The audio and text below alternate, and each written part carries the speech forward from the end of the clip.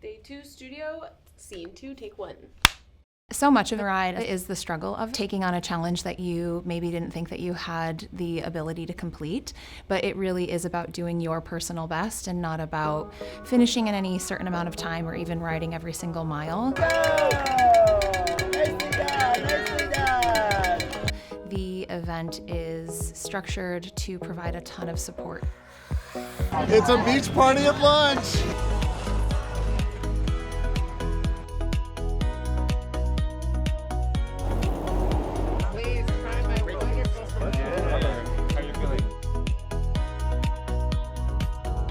Come in, guys. Feel free to pet the elephant. Because I got some... I think about what 600 roadies put together for thousands of riders, and the little things that go right in 24 hours in a day to make this big, massive thing go so well. So Devin's a ride angel. I don't know about that. We literally have a village from one town to the next. It's a mobile town that moves and creates this amazing community. And there's so much love involved, and people just come back year after year. Most of the UPS employees were doing gear and tent, so I did both pack up and gear and tent that first year. A roadie is somebody that makes something happen. Okay. We have roadies that serve food. They build the camp, they break down the camp. We have medical teams, chiropractic teams. Dr. Vince, this is day 3. We're on Quadbusters. I'm part of the medical team. My name is Cliff Lee. I'm in the chiropractic acupuncture team from Southern California University of Health Sciences. By parking, security, their safety, route marking. Luggage and tents need to be moved from one site to the next. That's what my team does, and creates this amazing community.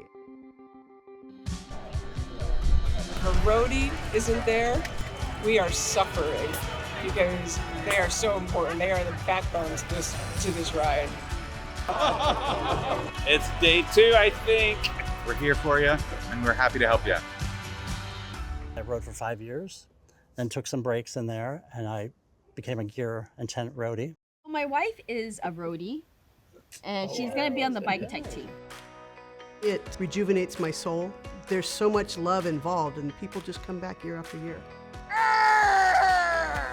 Just watching all of these adults have so much fun is just such an amazing thing. And there was a moment one year in Paso Robles, Sean Ray, who's on my crew, in a full ball gown, sang "Don't Cry for Me, Argentina" for all of the cyclists that were trying to get out of camp that morning. Welcome to Party Life! One of the neatest things about the ride is the absolute collection of utter weirdos that line the roads, that line the trail, that are there waiting for us when we come in, that are there to send us off when we get up in the morning. Lumber party!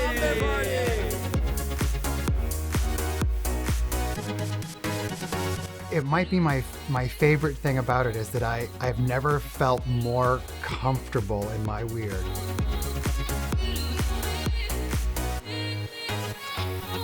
Every 15 to 20 miles, when you're kind of starting to hit that lull, there's usually something there to pick you back up and lift your spirits and remind you that you can keep going. There are people with signs along the side of the road thanking the riders and sharing personal stories of people that they have lost to the epidemic.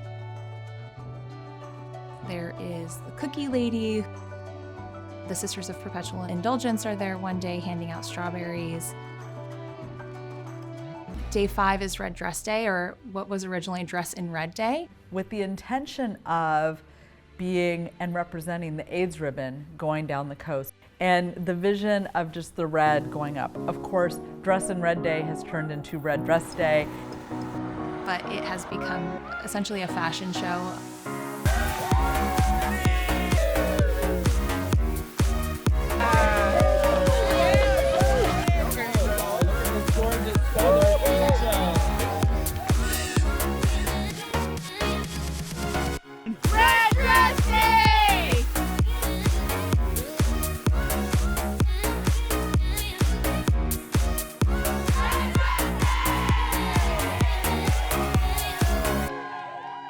everyone knows who Chicken Lady is.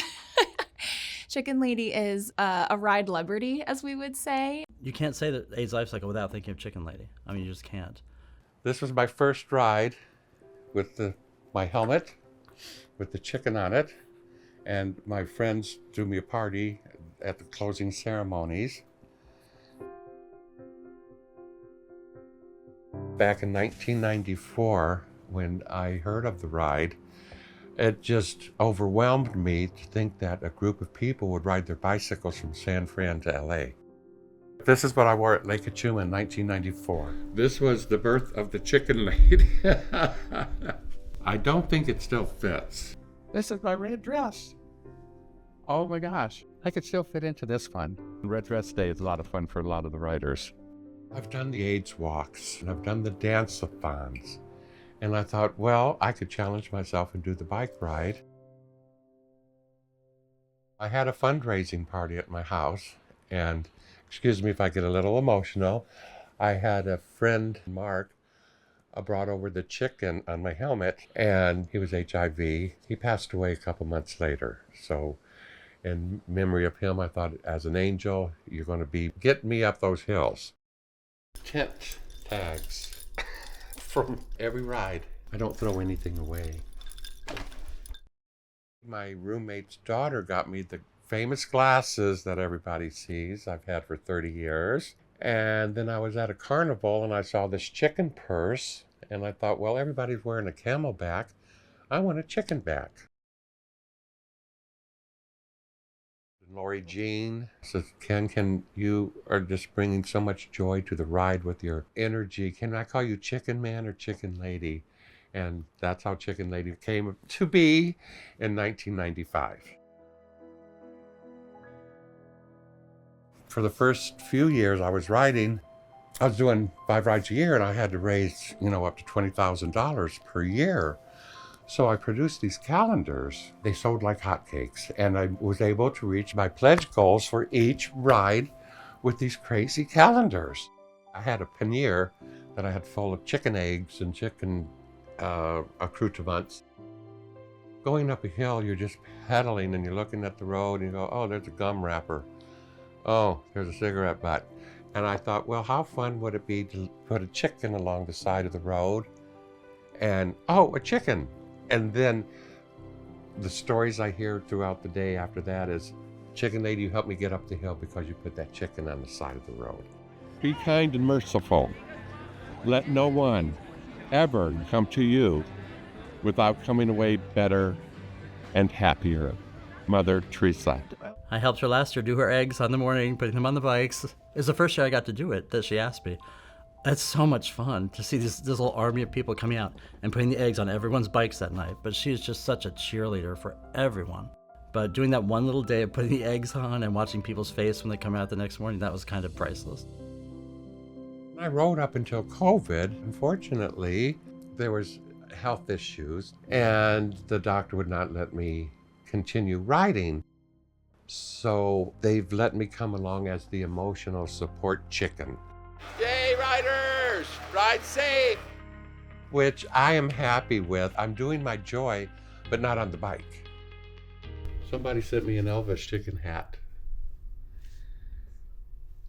Isn't it? I just love this. This is the most rewarding experience of my life to get.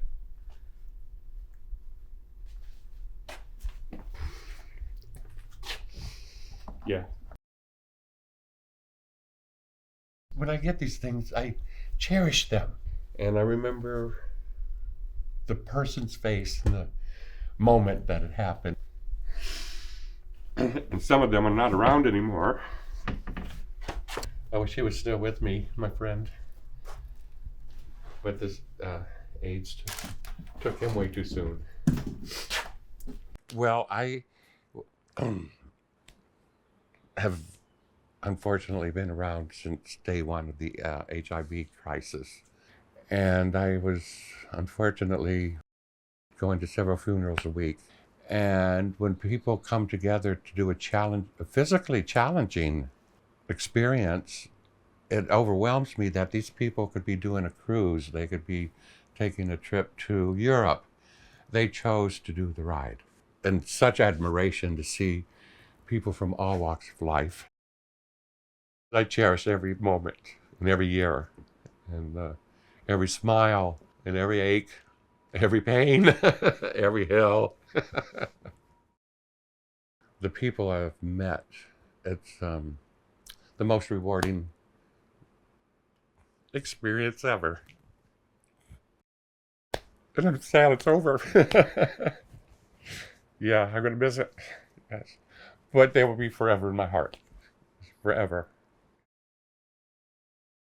I did the most I've ever done yesterday, which was 84 miles. And so I feel like as long as the roads aren't as rough as yesterday, I feel like I can handle the elevation. Well, we just got to the top of Quadbusters, and somehow it gets higher every year the year I get older. I'm ready to kill it. Yeah? I'm gonna kill it.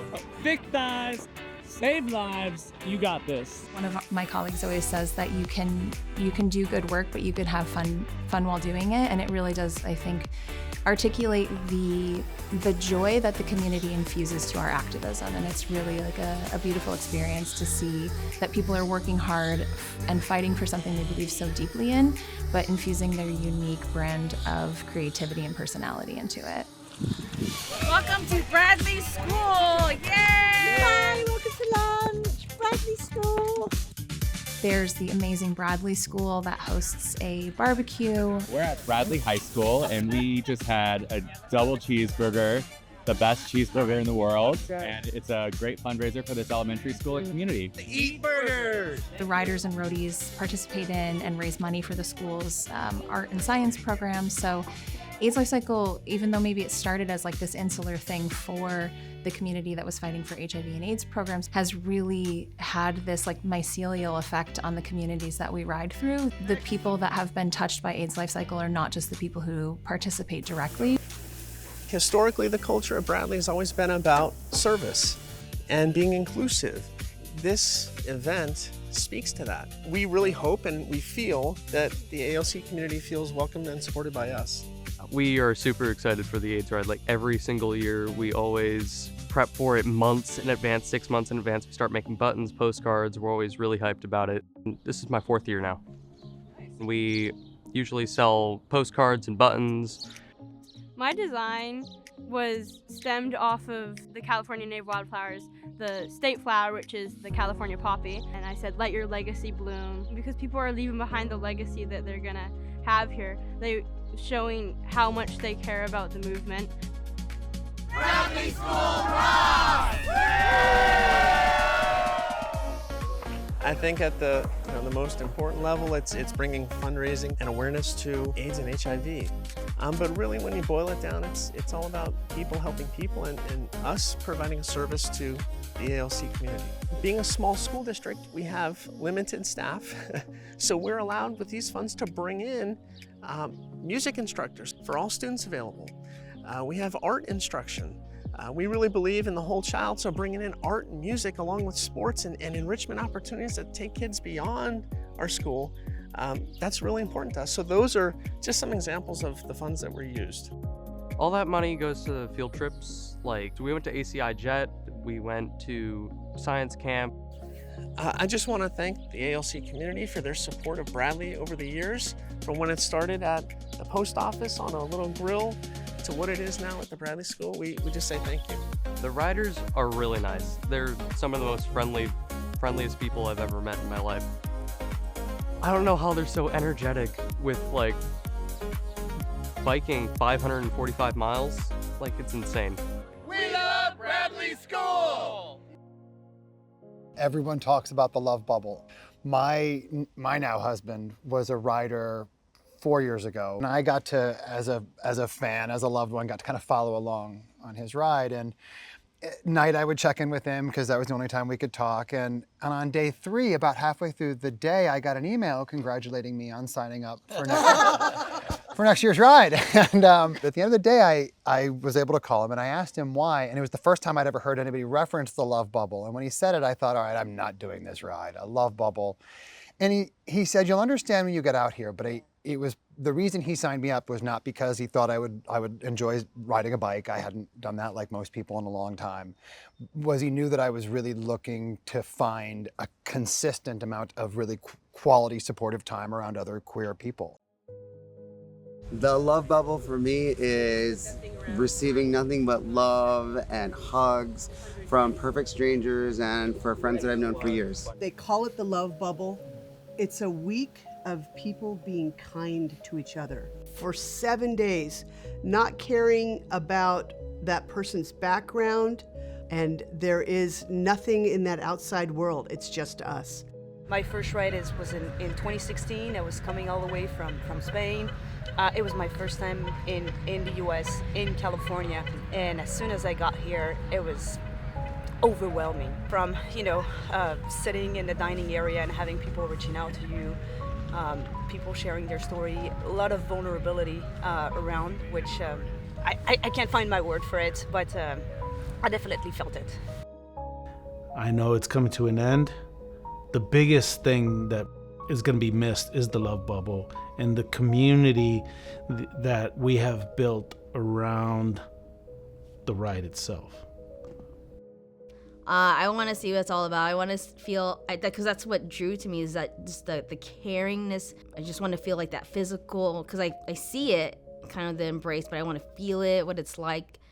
When I came the following year, and the way I've always recruited people is a funny story about the bathrooms. It's like your third day of the ride, you're exhausted, you're mad that everyone's alarms went off at 5:30 in the morning. You will stumble out to go to one of the porta potties somewhere that's closest to your tent. And the very first human interaction you will have with someone is someone holding the door open for you. It's this weird, simple, quick act of kindness that starts this sort of cascade effect of your entire day. As you walk out, you'll do the same for someone else.